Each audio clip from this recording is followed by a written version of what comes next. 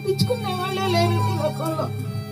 నా జీవితకాలం ఎంతమందికో సహాయం చేశాను, అయినా నా జీవితాన్ని నన్ను ఎవరు పట్టించుకునే వాళ్ళు ఇంట్లో పట్టించుకోవట్లేదు, బంధువులు ఎవరు పట్టించుకోవట్లేదు.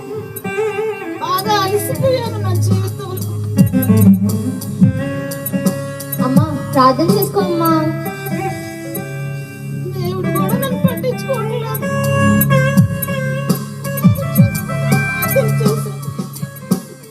జీవితం అంతా అలసిపోయాను.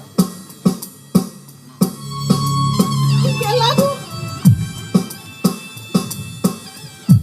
చూద్దాంలే, ఇంతవరకు చేసిన ప్రార్థన ఏది బ్రతికించింది, తర్వాత చూద్దాంలే. బ్రతుకంతా నిరాశతో నిండినా దేవుని దగ్గరికి రావట్లేదు.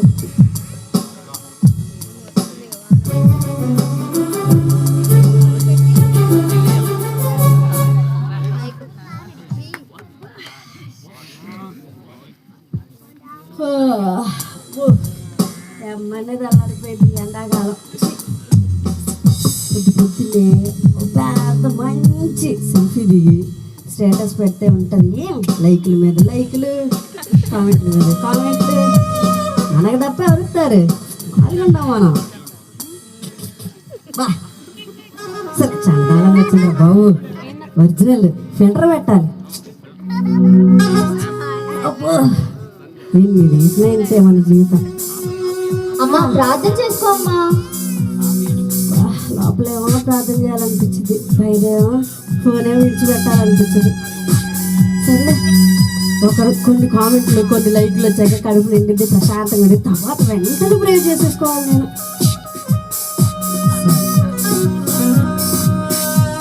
చాలా లైక్లు వచ్చినాయిగా, అమ్మో రోజు రానందుకన్నా ఎక్కువ వచ్చినాయి. అమ్మో ఎంత బాగుందో నా చీర, ఎంత బాగా వచ్చినాయో.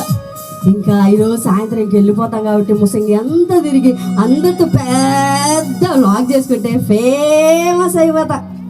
ఎంత బాగుంటుందో నా వ్లాగులు అంటే. అందరు పడి చచ్చిపోతారు, అంతమంది ఫాలోవర్స్ సెల్ఫీలు అడుగుతూనే ఉంటారమ్మా. అందుకే ఐఫోన్ కొన్నా, మా తమ్ముడు బాగా కనిపించినాడు. అక్క చేసుకో అక్క మంచి వ్లాగులు అంటా ఉంటాడు. మన టాలెంట్ అందరూ తెలిసిపోతుందమ్మా. సరే ఉదయం లేచిన వెంటనే దేవునితో గడపాల్సిన సమయం ఫోన్తో గడుపుతున్నారు.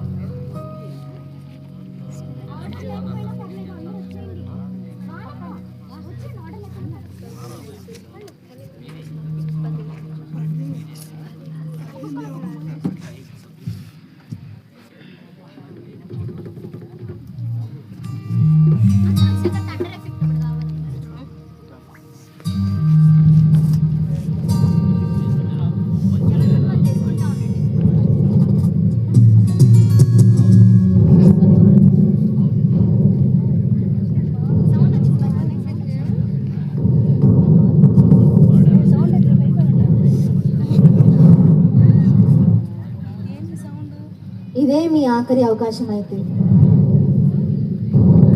ఇదే మీ పిలుపు అయితే, దేవుని రాకడ ఇప్పుడే వస్తే మీరు వెళ్ళటానికి సిద్ధమేనా?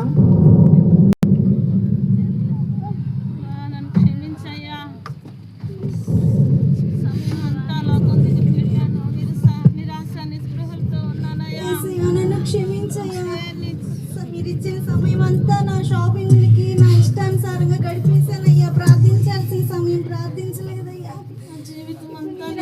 నేను ఎత్తపడలేనయ్యా, నన్ను క్షమించయ్యా.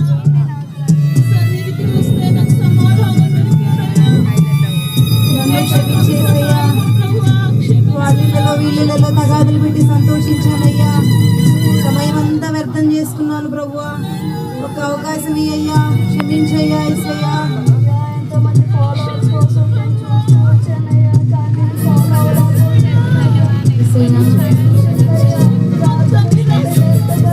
నీలో ఉన్నాను కానీ తండ్రి నిన్ను క్షమించే తర్వాత నీలో లేకుండా జీవించలేకుండా అయ్యా ఈ లోకానుసారముగా కలిసిపోయాను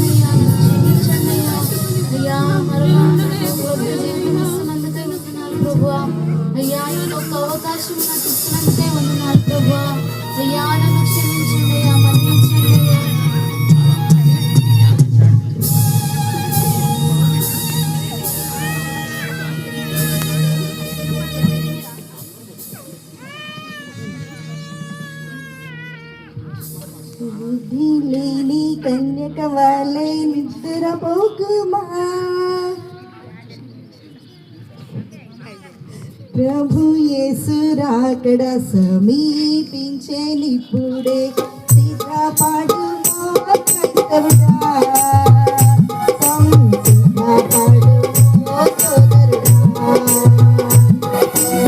సిద్ధపడుమా క్రైస్తవుడా సిద్ధపడుమా సోదరుడా.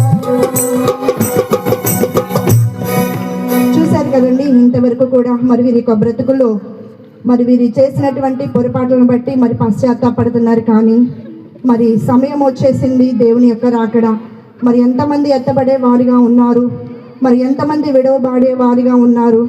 మరి దేవుని యొక్క రాకడలో మనం అందరం కూడా ఎత్తబడాల్సినటువంటి వారిగా ఉంటున్నాం. సమయం ఉన్నప్పుడే సద్వినియోగం చేసుకుంటూ మరి దేవుని యొక్క వాక్యము విని వాక్యము ద్వారా మరి రక్షణ పొందుకొని మరి మన యొక్క దేవుడు మనకి అనుగ్రహించినటువంటి సమయములలో మనం ప్రార్థన చేసుకోవాలి.